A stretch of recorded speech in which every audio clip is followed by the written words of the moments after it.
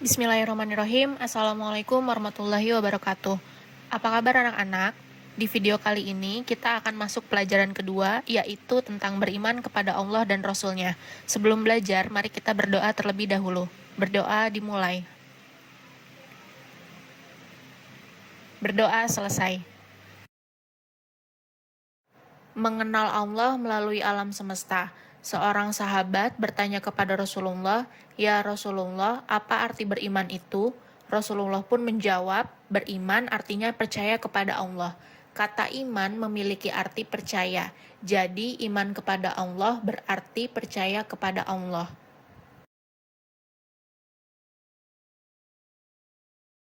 Sekarang kita perhatikan sekeliling kita. Sebelumnya kita harus tahu bahwa semua yang ada di alam semesta ini pasti ada yang membuat atau penciptanya. Benda-benda seperti meja, kursi, laptop, lemari, itu semua adalah benda mati buatan manusia.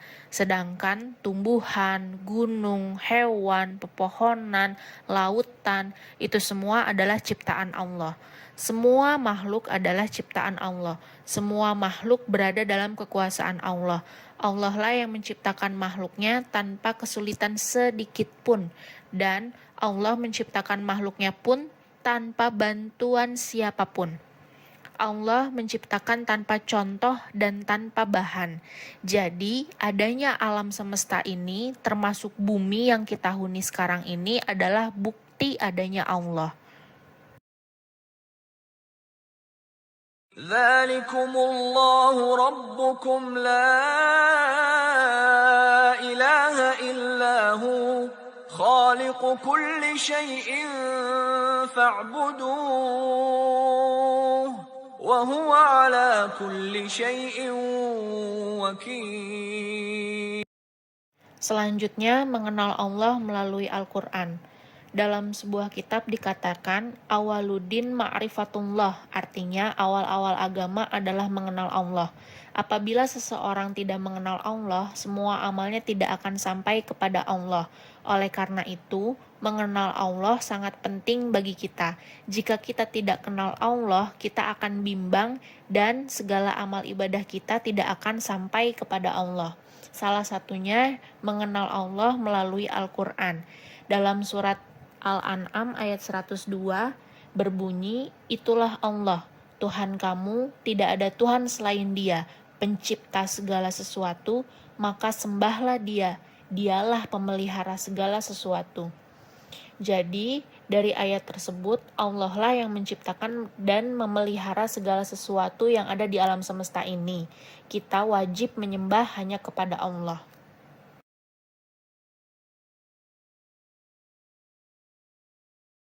Selanjutnya, kita bisa mengenal Allah melalui Asma'ul Husna.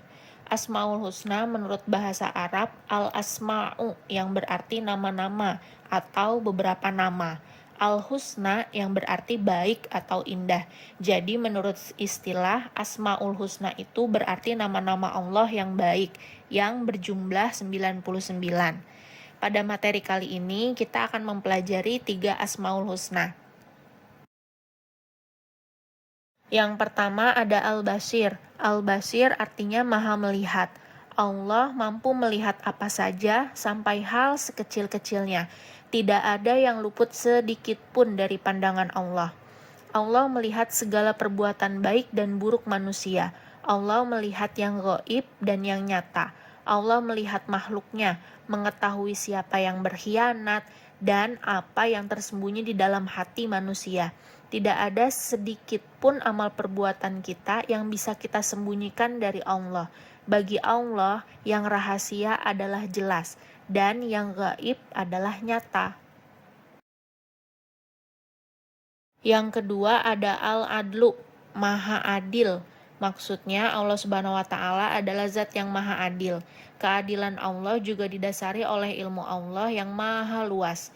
Keadilan Allah terhadap makhluknya meliputi segala hal, baik menyangkut urusan keduniaan maupun urusan akhirat. Sehingga tidak mungkin keputusan Allah itu salah. Dan Allah pun menempatkan semua manusia sama di hadapannya. Tidak ada yang ditinggikan hanya karena keturunan, kekayaan, apalagi karena jabatan. Allah memuliakan seseorang hanya karena ketakwaannya. Yang ketiga ada Al-Azim, artinya yang Maha Agung. Maksudnya Allah tidak membutuhkan makhluk lain, tidak membutuhkan bantuan orang lain. Berbeda dengan manusia, manusia tidak bisa hidup tanpa bantuan orang lain. Manusia merupakan makhluk sosial, bahwa dalam memenuhi kebutuhan selalu membutuhkan bantuan orang lain. Allah Maha berdiri sendiri, sedangkan manusia tidak bisa hidup sendiri. Beriman kepada Rasul Allah. Siapakah Nabi dan Rasul itu? Nabi adalah orang yang menerima wahyu untuk dirinya sendiri, sedangkan Rasul adalah orang yang menerima wahyu untuk dirinya dan untuk disampaikan kepada umatnya. Yang terakhir, kita akan belajar sifat wajib dan mustahil bagi Rasul. Sifat wajib dan mustahil bagi Rasul masing-masing terdiri dari 4. Yang pertama ada sidik, artinya benar atau jujur. Mustahil seorang Rasul bersifat kizib atau berdusta, baik dalam perkataan dan perbuatannya. Setiap perbuatan Rasul adalah benar dan semua perkataannya merupakan kejujuran. Yang kedua, ada amanah, artinya dapat dipercaya. Mustahil seorang Rasul mempunyai sifat khianat atau curang. Semua yang diucapkan dan disampaikan para Rasul dapat dipercayai kebenarannya. Yang ketiga ada tabligh, artinya menyampaikan. Semua ajaran yang diterima dari Allah akan disampaikan secara terang-terangan dan sedikit pun tidak ada yang disembunyikan oleh para Rasul. Yang keempat, ada fatonah, artinya cerdas. Semua Rasul bersifat cerdas, tidak mungkin bersifat baladah atau bodoh. Sehingga, para Rasul ini dapat menerima wahyu dari Allah dan dapat menyampaikan kepada umatnya dengan baik. Kecerdasan yang dimiliki oleh para Rasul juga membuat para Rasul dapat mengatasi berbagai macam kesulitan, baik yang menimpa dirinya, keluarga, sahabat, dan umatnya. Baiklah anak-anak, mungkin cukup sekian video pembelajaran hari ini.